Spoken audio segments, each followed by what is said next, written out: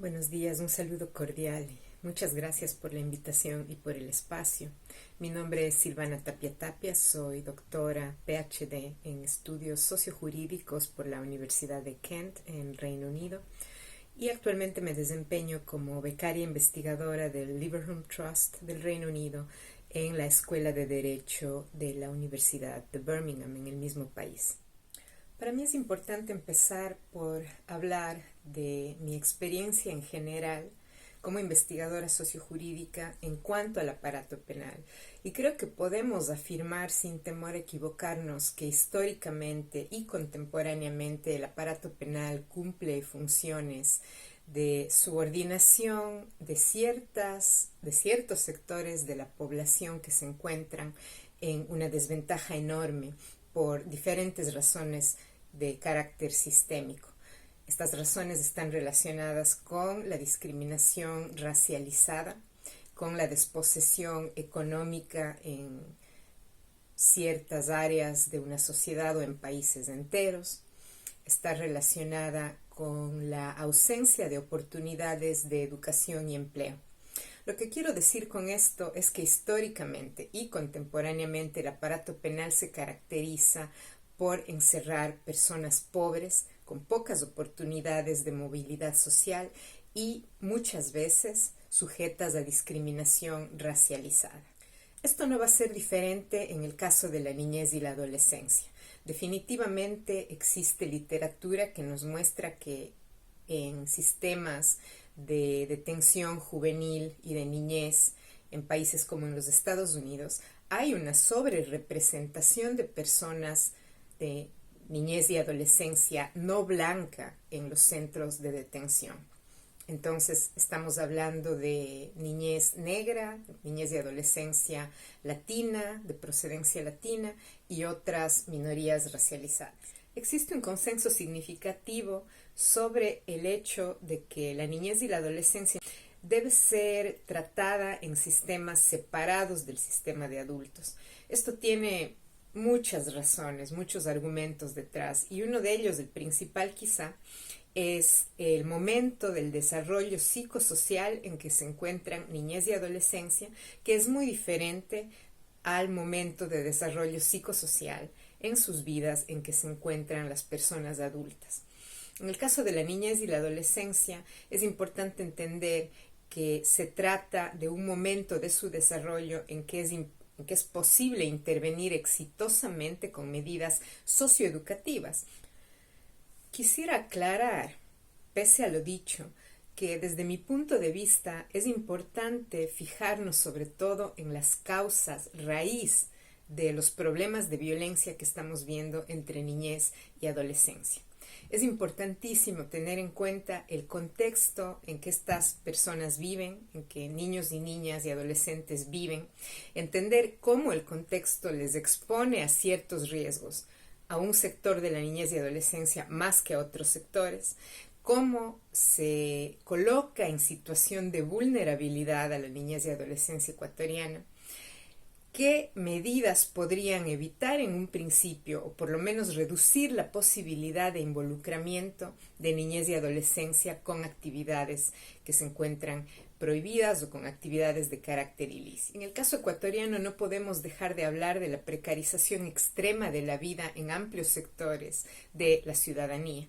Estamos hablando, por ejemplo, de barrios extremadamente empobrecidos, desposeídos, que no tienen acceso ni a servicios básicos, peor aún a una educación de calidad para la niñez.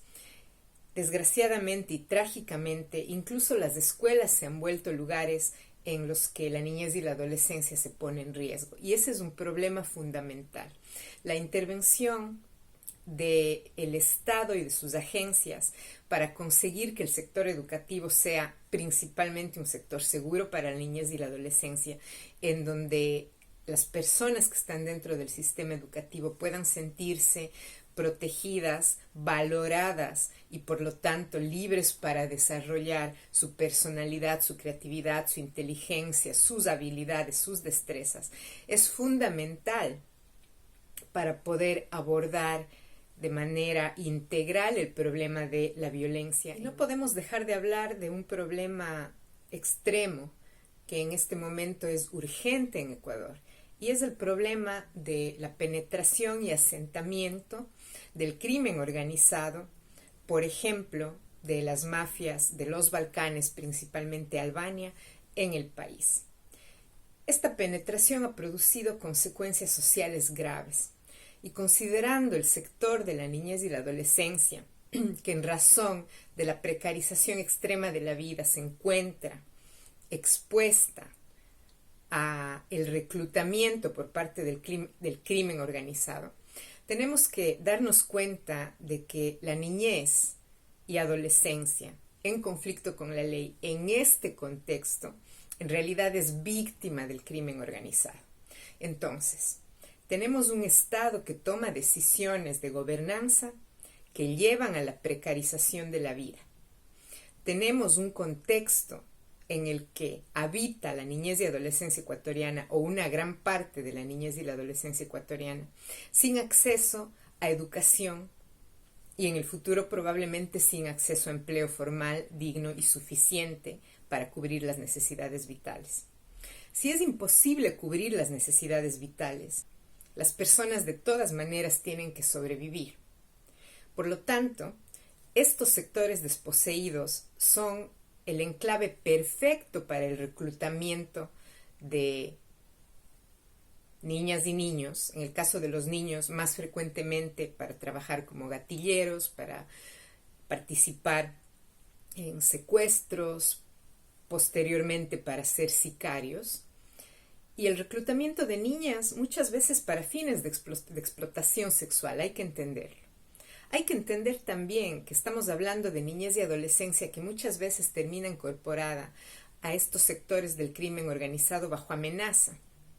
Tenemos que entender que el proceso de entrenamiento, entre comillas, para ser gatillero, para ser sicario, es un proceso extremadamente deshumanizante en el que muchas veces la niñez incluso se ve obligada a atacar o exterminar a su propia familia. Estamos hablando entonces de escenarios impensables de violencia, escenarios brutales que para la ciudadanía ecuatoriana son nuevos, son problemas que no hemos tenido, no tenemos una historia de décadas, por ejemplo, con un problema como este. Y definitivamente es un problema que estamos a tiempo de abordar. ¿Cómo abordamos entonces el problema? Mi experiencia sugiere, y por supuesto la investigación realizada por múltiples cientistas sociales, por múltiples expertos y expertas que trabajan de cerca con la niñez y adolescencia en conflicto con la ley. Podríamos resumir esas perspectivas en 3 ejes básicos de intervención que funcionan. Los servicios públicos que permiten la supervivencia, estamos hablando de agua, luz, recolección de basura, estamos hablando de posibilitar a través de programas sociales gubernamentales, por ejemplo, el acceso a la vivienda, fundamentalmente también de la educación. Entonces tenemos un eje de servicios públicos, un eje de intervención, educación, y un eje que creo que deberíamos tener más en cuenta en nuestro país porque se ha reducido completamente el acceso a lo que es la movilidad social. Servicios públicos, educación, movilidad social. Creo que estos son ejes fundamentales que hay que atender para poder tener algún tipo de intervención efectiva macro sobre los problemas que tiene nuestro país. Pero como habrán podido darse cuenta, yo no he mencionado como un eje importante de intervención al eje jurídico. Teniendo en cuenta que soy abogada, me entrené como abogada penalista, pero que mi doctorado me llevó a la investigación empírica, sociojurídica, empleando métodos de las ciencias sociales para entender al derecho en contexto. Mi opinión es que los problemas más urgentes no son de carácter jurídico, que no tenemos que enfocarnos e invertir nuestras energías en reforma legal en este momento. Nuestro país tiene una historia larguísima de reforma legal continua, desordenada y confusa y además inefectiva. Y creo que esa experiencia tiene que servirnos en este momento para entender que como ciudadanía debemos demandar del Estado una atención a la niñez y adolescencia que aborde las necesidades más básicas que un ser humano debe tener satisfechas para sobrevivir y para vivir dignamente, con opciones a futuro de poder ser parte de una sociedad funcional, poniendo al servicio de la comunidad sus destrezas, su conocimiento, su creatividad, teniendo un proyecto de vida. Y para tener un proyecto de vida necesitamos acceso a la educación, a la recreación y al afecto. Tenemos que entender que en los barrios en los que no hay servicios básicos, en los que hay abandono completo del Estado, en los que día a día se vive con la violencia de los vacunadores, de los enfrentamientos entre bandas que a su vez están intentando disputarse la tajada de la mafia albanesa. En esos barrios es muy difícil que pueda existir a la vez un hogar con un ambiente no hostil para que crezca un niño, una niña, un adolescente. Lo que vemos superficialmente es algo que interpretamos como maldad, es algo que interpretamos como riesgo, como peligro. Vemos como menos que humana a la persona que se encuentra ejecutando lo que llamamos delito y decidimos que esa persona merece castigo, merece tortura, incluso porque ese es el destino seguro en las cárceles para adultos en el Ecuador. Pero lo que estamos viendo es una superficie que tiene raíces extremadamente profundas y de largo alcance. Entonces, intervenir a nivel superficial, queriendo creer de forma muy ingenua y desinformada que eliminar a ese sector de la niñez a través de su internamiento en el sistema penal de adultos va a solucionar algo, es absolutamente errado. Y es errado porque si no hacemos intervenciones sociales, como decía, que apunten a satisfacer las necesidades básicas de la población, estos barrios, estos cantones, estas provincias desposeídas van a continuar siendo fábrica productora de personas que tienen que ser violentas para sobrevivir. Si estamos produciendo una sociedad de niñez abandonada, de niñez sin escuela, de niñez con altos niveles de desnutrición, lo único que vamos a conseguir si no intervenimos en ese problema es tener que seguir llenando las cárceles como ha venido ocurriendo, como si fueran bodegas humanas, destinando a las personas a la tortura y la muerte. Terminaremos descomponiéndonos como sociedad, envenenándonos como comunidad, dispersándonos como grupos, familiares, barriales, ciudadanos, y desatendiendo completamente las verdaderas oportunidades que podríamos tener para reconstruir un país deshecho. No deshumanicemos a la niñez y adolescencia.